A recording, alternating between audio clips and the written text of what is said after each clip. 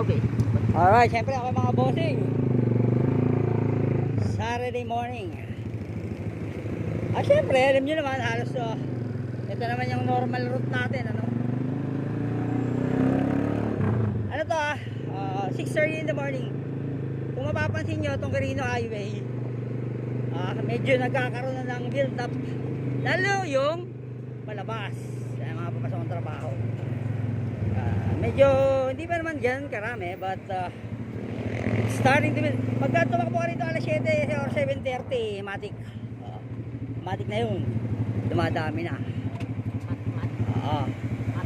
At syempre lagi kayong magbigay ng magbigay kayo ng buwelo sa mga ganyan prenohan. Tandaan nyo mga boss nyo. So isang tip lang pala, no? Kasi ito ilang beses ko na nakita sa mga tekamots. Pagka nasa highway kayo ganyan, may ako example kaya ito nakatutok ka, no? Ito halimbawa dikit ang konti. Yan yung dikit ng traffic, nakaganyan ka, wag kang tututok na nasa gitna ng isang sasakyan. Dapat staggered ka. Yan, ganyan lang pagtutok, no? Bakit mga bossing?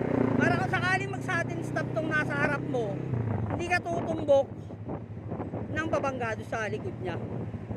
Kumbaga mayroon ka pa rin kumbaga may buwelo ka pa rin. Yun lang pala isang tip of the day. Alright. Kasi yan nga, pagka yan, sudden stop, baka magulat ka. Ang masama pa sa magulat ka, baka magpreno kami, mapiga mo yung brake mo sa harap. Diba?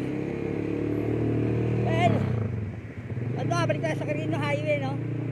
Kahapon meron pala tayong uploaded video again regarding sa traffic situation. Pagtanghali yon kasi may eskwelahan doon.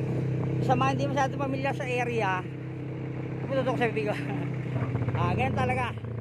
Kahit sa lugar naman, lalo't may eskwelahan, lalo't malaking school, maraming bata na malabas, kasama na dyan yung magkakaroon ng traffic build up.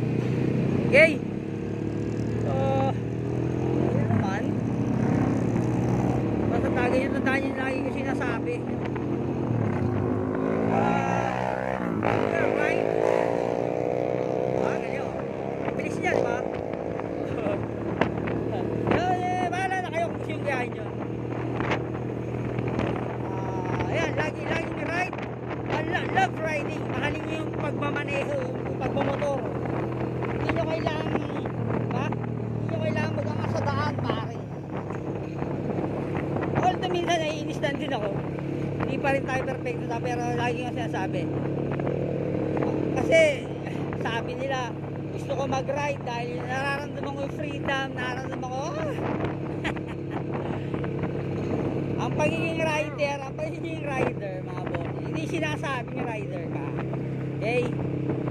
At nandun bakit? Siyempre minsan tatanungin ka, halimbawa meron kang interview sa isang program, natutuwa naman ako sa mga sagot ng iba, totoo naman yan diba? Pero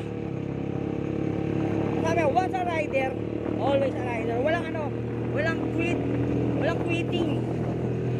Paano yung benta yung motor niya? Kasi quitting na ako sa rides magkikakes na lang ako. Well, sabi nga, saka masaya, go ahead lang. Pero lagi tandaan, lalo sa magmamaneho, hindi ito biro. At hindi rin ito laro. Okay? Tapos siya mga bossing, ganda ng gising ko. Hindi biro, hindi laro. So ano ibig sabihin? Siyempre, lagi sa pagmamaneho, talaga siyempre, seryoso ka dapat sa manubela. Kahit ilang segundo, wag kang maglalaro sa manubela. Yung isang segundo, 2 segundo lang na malingat ka sa focus dun sa pagmamaneho maraming pwedeng mangyari. Hindi ko naman sinasabi ito na talagang gano'n ka perfect. Pero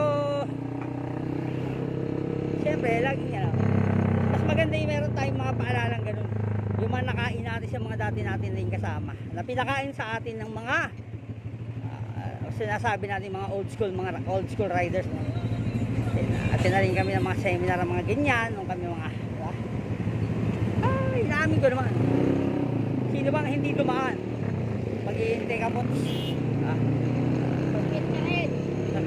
Dumaan din tayo dyan. Masarap lang na tumatagal, natututo pa rin tayo. Ah.